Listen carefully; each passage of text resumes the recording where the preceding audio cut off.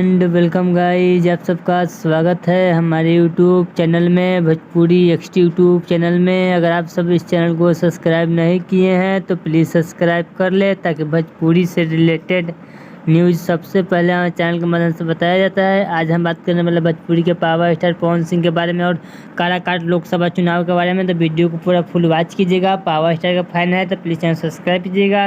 बात करते हैं पावर स्टार पवन सिंह। तो पावर स्टार पवन सिंह पूरी तरह से मूड बना लिए हैं बिहार के काराकाट से चुनाव लड़ने के लगभग 15 से 16 दिन 15 पावर स्टार पवन सिंह वहाँ पे काराकाट में चुनाव प्रचार जोरों शोरों से कर रहे हैं। आज के चुनाव प्रचार में पावर स्टार पवन सिंह को देखने के लिए लगभग 5 से 6 लाख लोगों का भीड़ जमावट हो चुका था। पवन सिंह को देखने के लिए आज का सभा काफ़ी खास रहा पावर स्टार पवन सिंह का। आज जैसा भीड़ आज तक कभी पावर स्टार पवन सिंह की रैली में नहीं हुआ था। बात करते वही पावर स्टार पवन सिंह का वीडियो वह देखना चाहते हैं तो आप सब जाकर देख सकते हैं। दीपक सिंह के उनके मैनेजर दीपक सिंह के आईडी पर फुल वीडियो आ चुका है, जगह देख सकते हैं। पवन सिंह के मैनेजर दीपक सिंह के आईडी पर जाकर देख सकते हैं पर फुल वीडियो।